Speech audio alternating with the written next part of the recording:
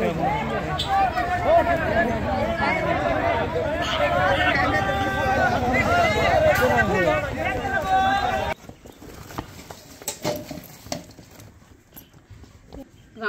গ্রামের পাশে একটা গ্রাম অনেক বড় পুকুরে এলা মাছগুলো চাষ করেছে।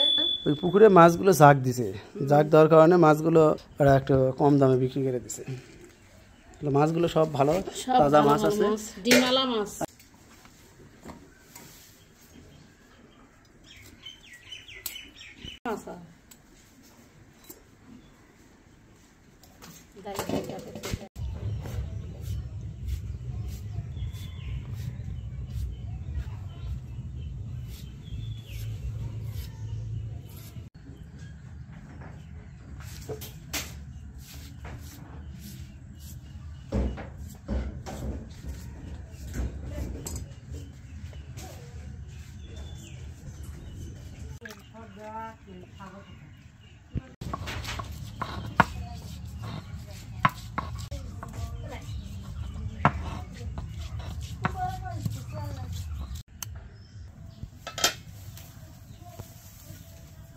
बिस्मिल्लाहिर्रहमानिर्रहीम।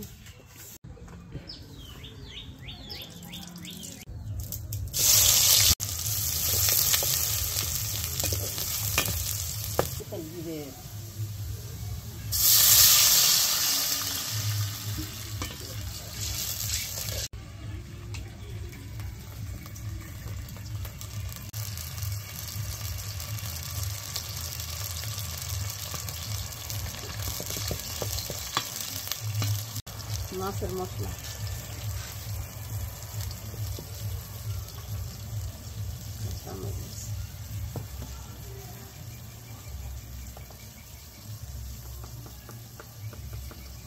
কমে দেওয়া লাগে। মাছের মশলা আছে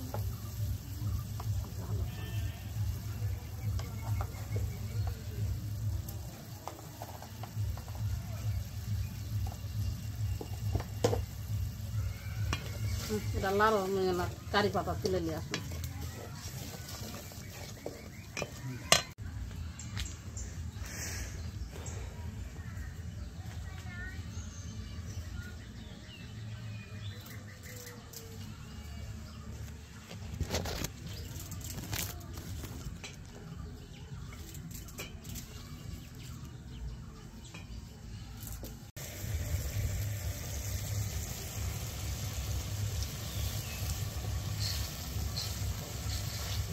মাছ দেওয়া লাগবে, কারণ গরম মাছটা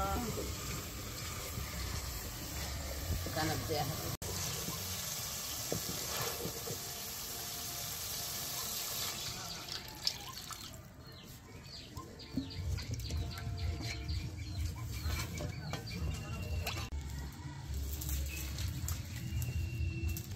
কিছু মাছ আনছি আর কিছু মাছ ফ্রিজে থুয়ে দিছি, পরে আনতে আবার খামো।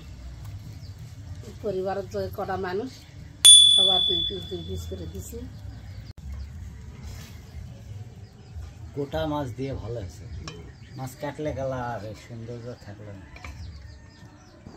একটা মাছ আনা ঝোল হলেই ভাত খাওয়া যাবে। আমের সিনাগুলো আমের সময় বানিয়ে থুস না, এটা মাছের ঝোল খাওয়ার জন্য। আমের সিনাতে মাছের ঝোল করলে খুব ভালো লাগে। ধনিয়া গুঁড়া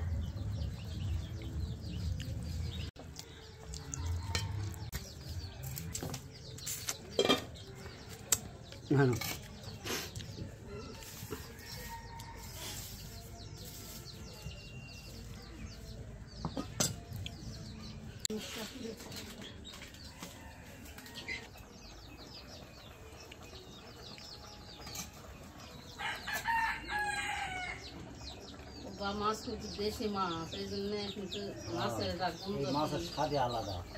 দেশি মাছের গন্ধ ভালো। এই মাছ হইতেও দেরি হয় না।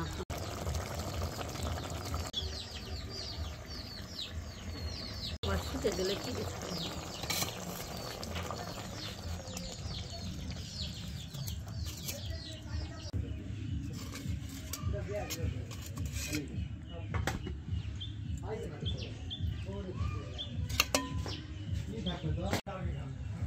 বিসমিল্লাহিররহমানিররহিম।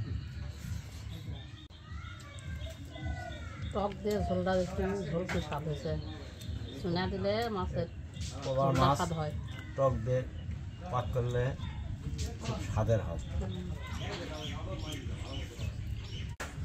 কারি পাতাটা দিয়ে কিন্তু আরো মাছের তরকারি বেশি স্বাদ হচ্ছে না? কারি পাতার জন্য বেশি স্বাদ। হ্যাঁ,